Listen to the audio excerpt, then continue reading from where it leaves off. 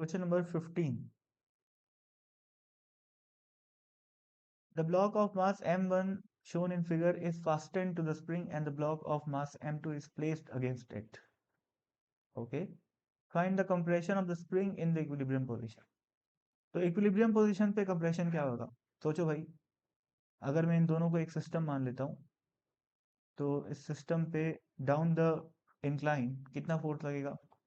m1 plus m2 into g sine theta. और spring मान लेते हैं कि शुरू में x नॉट कंप्रेस्ड है, तो स्प्रिंग फोर्स ऐसे लगेगा जिसकी वैल्यू होगी k इंटू एक्स नॉट। अब चूंकि इक्विलिब्रियम में है तो this will be equal to this, यानी कि x नॉट की वैल्यू क्या आ जाएगी?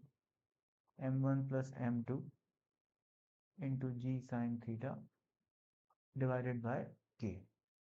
ये तो आ गया फर्स्ट पार्ट का आंसर। ये आगे पूछा है the blocks are pushed a further distance 2k 2/k into m1 plus m2 by g m1 plus m2 g sine theta. मतलब ये जो लिखा हुआ है ना x नॉट, उसी का 2 गुना उसको कंप्रेस किया है पार्ट बी में।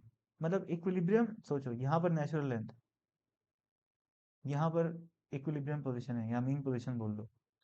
अब उससे भी कितना, इन दोनों के बीच का डिस्टेंस कितना एक्स नॉट है, तो इक्विलिब्रियम से भी अपन 2x0 उसको और कंप्रेस कर रहे हैं। ठीक है, तो पूछा है कि find the position where the two block separate. तो यार लॉजिक बिल्कुल वही है जो क्वेश्चन नंबर 14 में था। जिस इंस्टेंट पे ब्लॉक, ये दोनों ब्लॉक मतलब जब स्प्रिंग है जो अपनी नेचुरल लेंथ में आ जाएगी, उसी इंस्टेंट पे ब्लॉक सेपरेट हो जाएंगे। ठीक है ना? तो आप यहाँ तक अपन कंप्रेस किए हैं इसको, कहाँ तक? यहाँ तक। तो जब ये डीकम्प्रेस होना स्टार्ट होगा, जब यहाँ से ये इसकी एक्सट्रीम पोजीशन हो जाएगी, मीन पोजीशन से 2x0 इधर की है तो मीन पोजीशन से 2x0 उधर भी जाएगा, नेचुरल लेंथ पहले ही पड़ जाएगी। तो एक्सट्रीम पोजीशन में जाने से पहले ही नेचुरल लेंथ आ जाएगी और ब्लॉक सेपरेट हो जाएंगे। ठीक है, तो ये पार्ट भी हो गया। What is the common speed of the block at the time of separation? Common speed of the block at the time of separation निकालना है, मतलब नेचुरल लेंथ में what is the common speed ये निकालना है। तो ऐसे देख,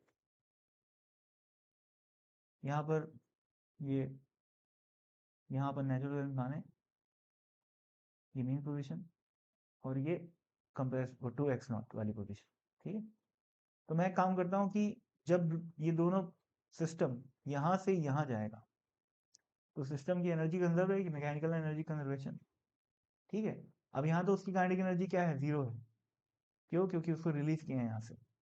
और यहाँ पर स्प्रिंग का कुल इलोंगेशन है नेचुरल लेंथ से, सॉरी कुल कंप्रेशन है 3x0। तो पोटेंशियल एनर्जी कितनी हो जाएगी? हाफ k इंटू 3x0 का स्क्वायर। काइनेटिक एनर्जी कितनी है? 0। और फाइनली जब स्प्रिंग ये सिस्टम यहाँ पर पहुंच जाएगा, ठीक है, तो सोचो वो 3x0 ऐसे गया है, ये एंगल कितना है? थीटा। तो ये वाला डिस्टेंस कितना हो जाएगा? ये हो जाएगा 3x0 साइन थीटा, जो कि हाइट है। तो जब वो ऊपर पहुंच गया तो what is the increment in potential energy, gravitational potential energy? 3x0 sine theta, ये हो गया हाइट इंटू mg। ठीक है, ये हो गया इंक्रीज इन पोटेंशियल एनर्जी। अब मैं काम करता हूँ, इस ये जो रेफरेंस, इसी को रेफरेंस लेवल मान लेता हूँ, तो इनिशियल पोटेंशियल एनर्जी 0 हो जाएगी, तो यहाँ +0 लिख लो। ठीक है, तो इनिशियल एनर्जी इज हाफ के 3x0 का स्क्वायर प्लस काइनेटिक 0, पोटेंशियल 0। ठीक है, कौन सा पोटेंशियल? ग्रेविटेशनल वाला potential 0 is equal to, finally ये हो गई अपनी ग्रेविटेशनल पोटेंशियल एनर्जी। और स्प्रिंग पोटेंशियल एनर्जी 0 हो जाएगी क्योंकि नेचुरल लेंथ पे है। और जो स्पीड है वो उसको मैं v मान लेता हूँ, तो काइनेटिक एनर्जी हो जाएगी half m1 plus m2 into v का स्क्वायर। अब यहाँ पर यार इससे v की वैल्यू निकाल लो।